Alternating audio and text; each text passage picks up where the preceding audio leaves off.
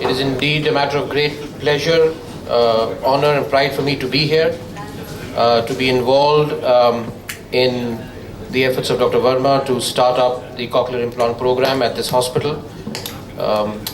I've been involved in helping setting up a number of programs at various places, and it's always a matter of great pride for me to help colleagues with that.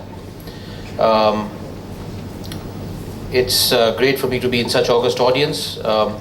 Now, I was asked to give a brief presentation on the basics of cochlear implant, so my sincere apologies to my ENT colleagues.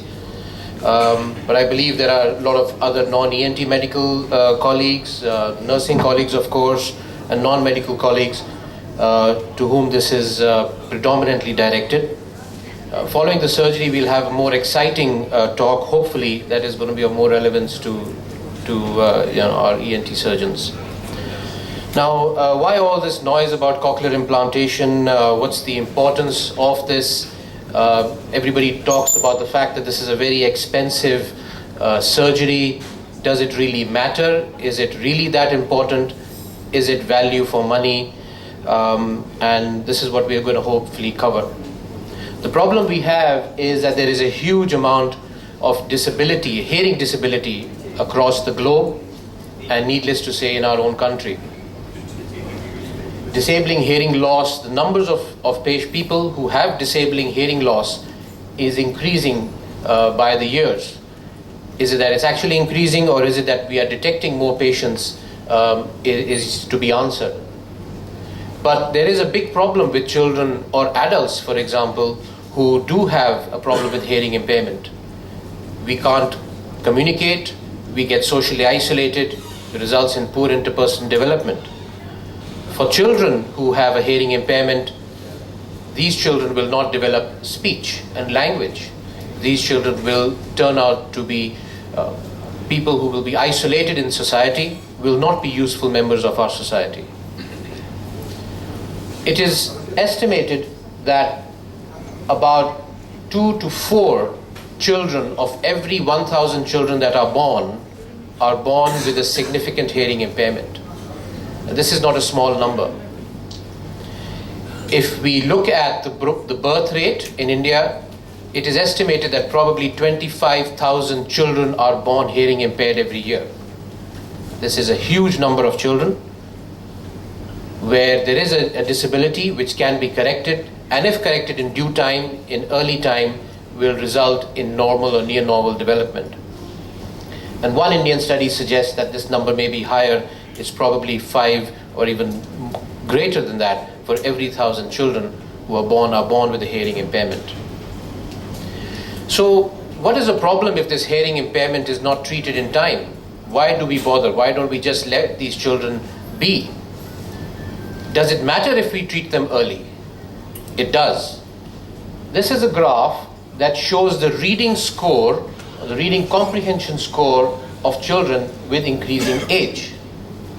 Now, a normal hearing child, as he grows from the age 8 to 18, his ability to comprehend and read increases steadily.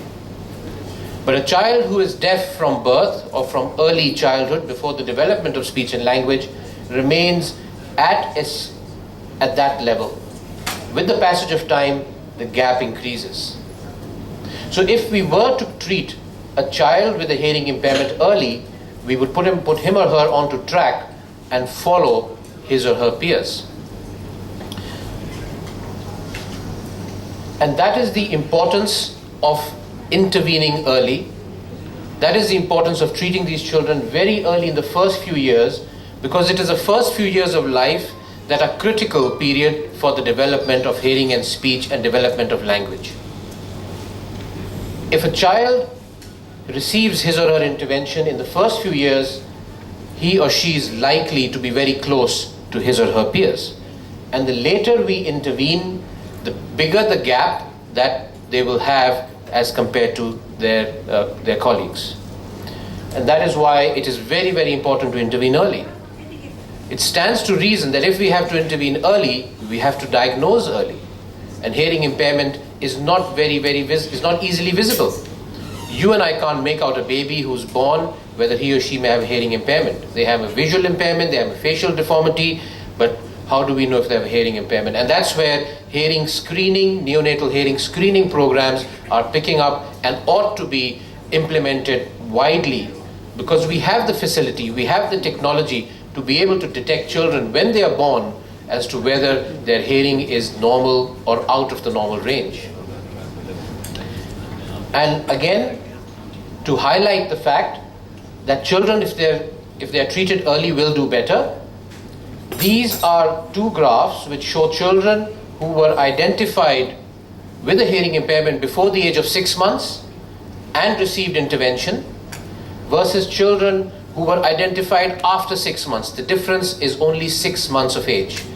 So identified at birth and received intervention by 6 months, identified after 6 months and received intervention later. And as their age increases, this is a child who's 1.5 years, this is a child who's 3.5 years, the gap between the scores of comprehension of language begins to increase, becomes obvious. And this is only a difference of 6 or maybe 12 months of intervention. A child who receives a hearing aid or a cochlear implant, let's say between 6 and 12 months, and a child who receives it after. So these are various studies that have been done, and it's very well accepted that early diagnosis, early intervention, timely intervention, and the proper intervention will allow these children to come back on track. And that is why it is in our interest that we move in that direction. Now, of course, if there is a child who has a hearing impairment or an adult who has a hearing impairment which is sensory neural, which means where the nerve is, the cochlea, the nerve is weaker, and cannot be treated through other surgical measures, we have various hearing aids. So where does a cochlear implant fit in? This workshop is in cochlear implantation, and where does a cochlear implant fit into this? Now, basically, for the uninitiated, my apologies again to the ENT colleagues, a cochlear implant is a device, it's an electronic device that is designed to restore useful hearing and thereby provide improved communication abilities to those individuals, children or adults, who have what we call a severe to profound sensory neural hearing loss and who do not obtain benefit from hearing aids. We always try hearing aids first, and if we find that the hearing aids aren't providing adequate hearing levels, then we have to seriously look at the option of a cochlear implant. And the benefit of implanting these children early is that if we do, as I have tried to show you very briefly with little snippets of the literature, that they will have better skills, cognitive skills, social skills, language skills. They will be mainstreamed into normal schools. These children will not be going to deaf schools. They will be useful members of our society like you and I, and get educated, take up professions, vocations, and contribute to society, and be mainstreamed and integrated into normal society and not be isolated. For adults, if I was to go completely hearing impaired, I'm going to have a hell of a time, because I will not be able to communicate with anybody. And if my hearing loss was severe to profound and I received a cochlear implant, I will very, very rapidly come back into my normal quality of life, normal scheme, and can carry on my profession as I would normally have done. So what is a cochlear implant, and what are the components? As you'll see in the surgery today, there is an internal component called the implant itself, the cochlear implant, and there is an external component called the speech processor. These are examples of some of the speech processors that implants have. There's a behind the ear speech processor, an off the ear speech processor. This is a waterproof one, and this component is inserted in the ear at the time of surgery, and the processor is attached to the child, connected, switched on to or hooked up to the implant a few weeks later to allow for the auditory signal to reach the inner ear. And we will see how that happens. This is a quick short animation. In order to understand how the implant works, it is helpful to have a basic understanding of how the normal ear functions. In the hearing ear, sound waves travel through the external ear canal and strike the eardrum, causing it to vibrate. This vibration creates a chain reaction in the 3 tiny bones in the middle ear and generates movement in the fluid-filled inner ear, known as the cochlea. The cochlea is lined with thousands of tiny receptors called hair cells. As the fluid moves simultaneously throughout the cochlea, the hair cells bend and trigger electrical impulses, which are sent to the hearing nerve.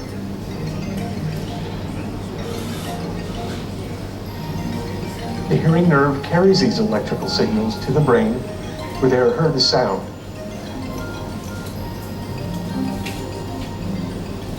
Millions of people with sensory neural hearing loss or nerve deafness have damaged or depleted hair cells.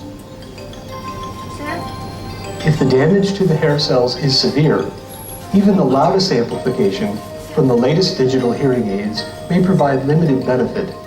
To treat nerve deafness, the Clarion C2 bionic ear bypasses damaged hair cells and delivers stimulation directly to the hearing nerve. The system picks up sound through a microphone and transmits it to the sound processor. The processor converts the sound into high-resolution electrical signals, which are programmed specifically for each patient. The full broadband sound signals travel to the headpiece, where they are sent by radio waves through the skin to the bionic ear. The bionic ear delivers the signals to Clarion's electrode array, which directly stimulates the hearing nerve, delivering sound information to the brain.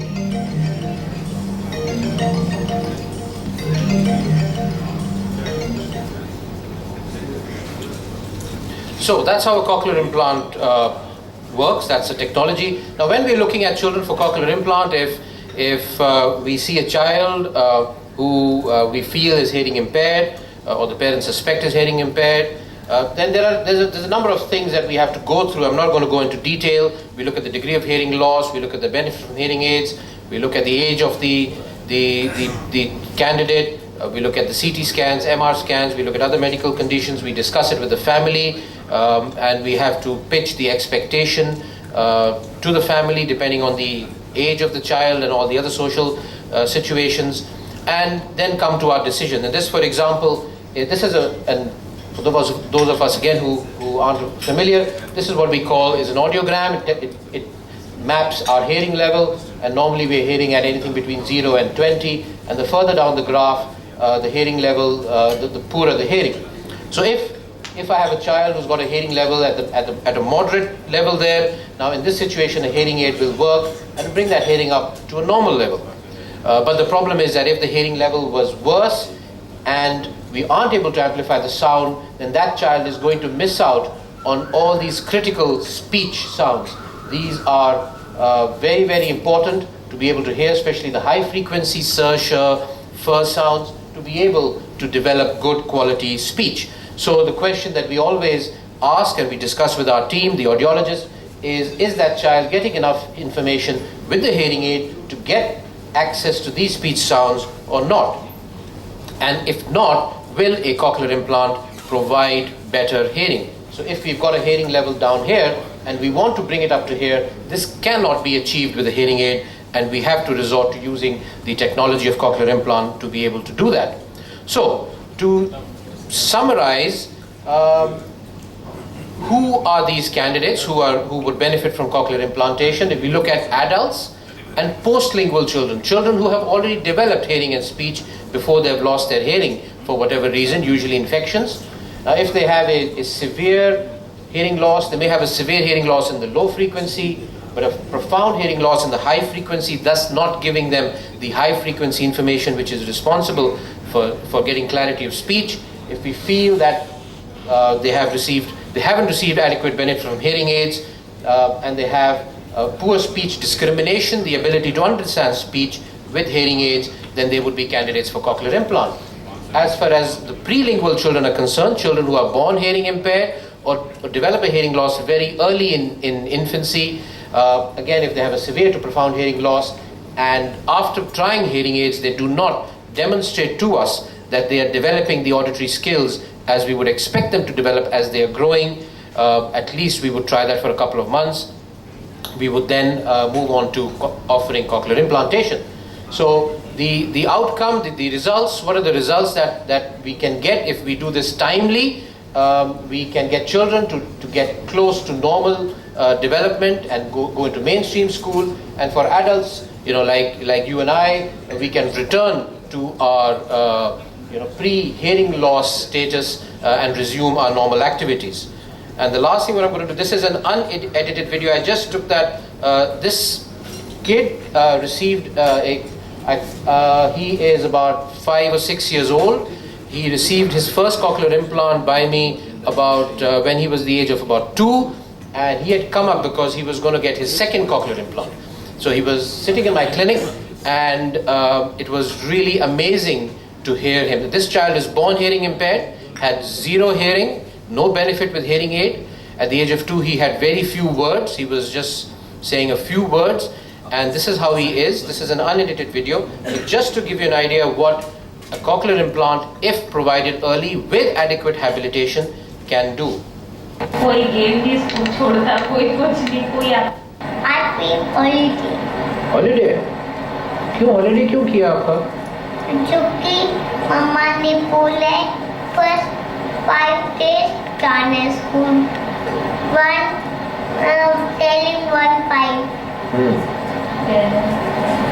वो बहुत ज़्यादा days. 1-5 हो जाएगी ना तब मैं school जाऊँगा। जब 1-5 हो जाएगा तब स्कूल। तूने बताया कौन से स्कूल जाता है? लास्ट टाइम तूने बताया था, मैं भूल गया। लास्ट रेट हुए। नहीं, बड़ी क्लास है। ओहो। और उसमें कैसे सिखाते हैं? दिस इज पैक कैसे बोलते हैं? This is pack with the pack and the cat finger and stands on a rack. He was who sat on a mat. He was very fat. What?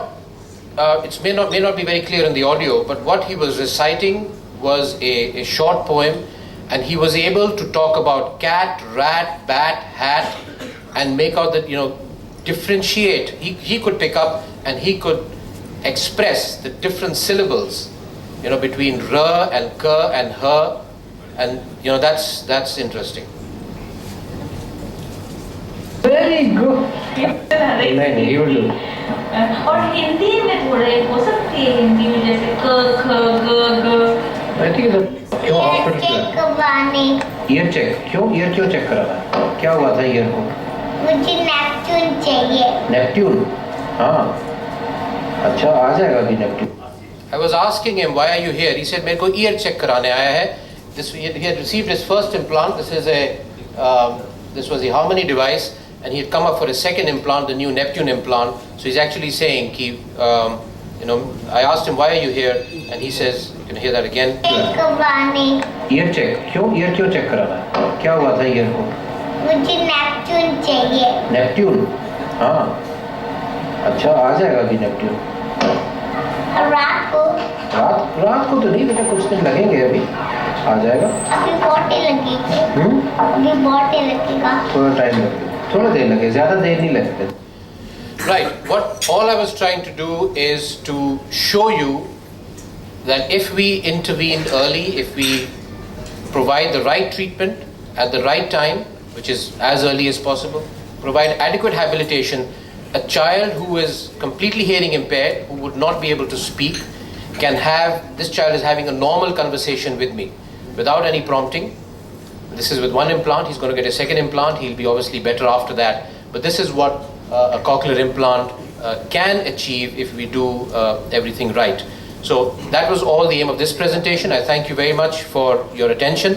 Hopefully we'll interact you with the surgery and my talk following that surgery. Thank you once again.